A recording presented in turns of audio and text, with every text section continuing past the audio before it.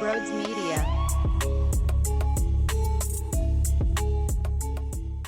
Brian Snitker's a clown. The dude is an absolute clown. I can't wait to play all the audio because not only did he rip Philadelphia Phillies fans, which, whatever, I could take that. The whining, the crying, the little baby that he is about the playoff format. Oh, we can't win because we have too many days off. Oh, it's so hard to catch up to the timing. Or you're losers. Right now, currently speaking, losers who can't beat the Phillies. Sure, you have that World Series under your belt from a couple of years ago, but as of this current Phillies core that are not even winning divisions left and right, you are, and for you to get embarrassed and beat up, annihilated, waxed, kicked in the fucking face nonstop, two black eyes, knockout punches. These aren't respectful series, okay? These aren't series where it's a 5 or 7 game series, like a UFC fight where it goes the distance. It goes 5 in the main event, and both guys are bloodied up, and you get a good handshake in the middle of the octagon afterwards. No. This is a swinging elbow to the chin, and it drops you 3 minutes into the fucking fight. That's what we do to you now. And hearing the damn manager of the opposing team deep down, and when you hear him speak, maybe you feel the same way, but there's a certain audio cut I'm going to play where I think he's so desperate to try and get his team fired up for us that he's doing this on purpose because he needs to somehow internally light something under their ass. But I hate to break it to you. If you gotta, you ain't good enough. Just saying. You gotta have that mentality. The problem is here for the Atlanta Braves, they're not constantly in the mix because they can't get over the juggernaut of Bryce Harper, of JT, of Zach Wheeler. They're trying to pluck Aaron Nola away from you. They're trying to literally steal Knowles. Instead, they go with the Chris Sale move. Maybe they would have done both. I don't know. But if you're relying on Chris Sale in the year 2024,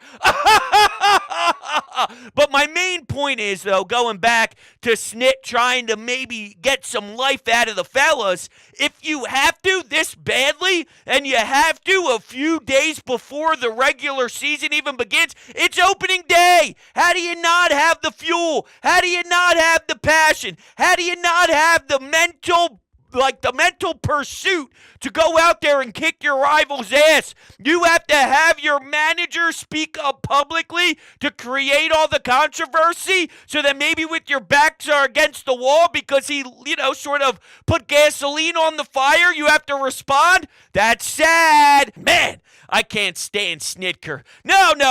It's not the fact that Ronald Acuna Jr. is lazy as hell and not getting to the baseball, so JT Realmuto is running around for an inside the damn Parker. No, it's not Rhys Hoskins with the huge, insane celebration after hitting a bomb. No, it's not Bryce Harper having one of his swings of his life because there were multiple in that entire postseason stretch there, so it was all over the place. It was game after game after game. No, it wasn't that. It wasn't us stepping up with the moment being large and delivering. It's because you had a couple of uncomfortable off days after the regular season, and it was too much for you to handle. Okay. Clown. Absolute clown. All right, let's take a listen here to... This was on Sports Talk Radio in Atlanta. There's a couple different cuts here, but here is Snitker on Phillies fans. Here we go. Oh, man, what a loser. Take a listen. You know what? It's that Philly where we're going. That is by far the most hostile crowd.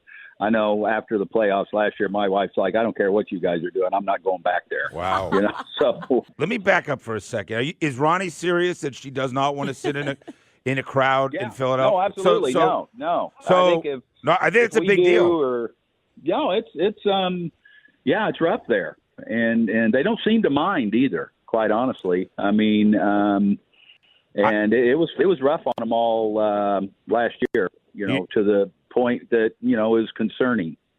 I have said this on the air for a long time, and I'm sorry, I'll say it again. I've had friends who go up there with road uniforms in Philadelphia, and I've seen ushers kind of look the other way and say you should know better.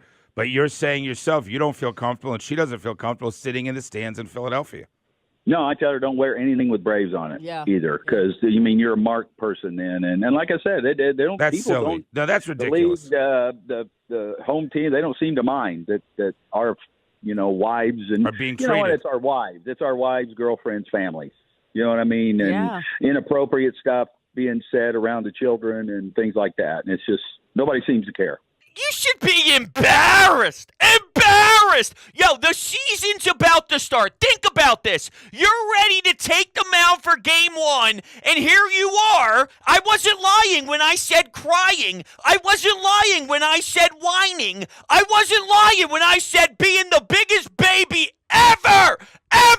The fact that opening day's not too far away here, and listen to how you're talking about your biggest rival. Yeah, there's so many damn people that sign in Philly because they saw what the atmosphere like, and they said, I don't want to play anywhere else. That's the greatest atmosphere I've seen baseball played in the majors. There's something special about doing it there. And guess what? If Snit had any opportunity to have that supporting him, he'd love it. The problem is you got some idiots out there in Braves town that are throwing beer bottles on the field, throwing stuff at people. They're around everywhere. So the lazy narrative that it's only in Philly is just lazy. Maybe you should do your research. San Francisco 49ers. Go listen to what some of their fans have done. And unfortunately, there's a small percentage of all fan bases that are horrible human beings. But that's not just a Philly thing. That's anywhere.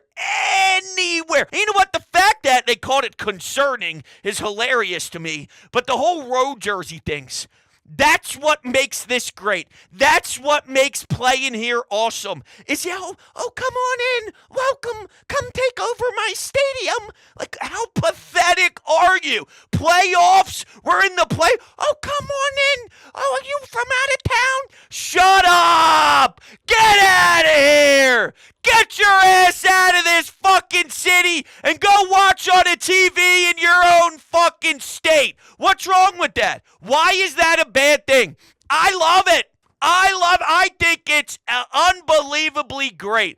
All within range. All right, as long as it's done within range. And the fact that their manager's already doing this, it's so hilarious to me, man. But let's now make fun of Snitker for just how silly he sounds in regards to just where the baseball world is with some of these new rule changes and the playoff format, because he doesn't like it. What do you know? I don't like the system, quite honestly. We're going to have to deal with it. We better figure it out, because we're going to try like hell this year to win the division and have 5 days off again. I mean, we can change all the focus and all that we want.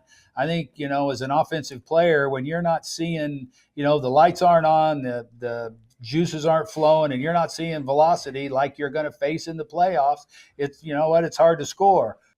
Be better. It's not that difficult. Just actually be better. This narrative that the new format is bad for the teams that are having regular season success, I disagree. The Houston Astros did it, and this whole the Dodgers are always winning in the regular season, and then they're not winning in the playoffs now. Maybe or the team hasn't won the COVID season aside, because a 60-game playoff run is not the same as the full journey.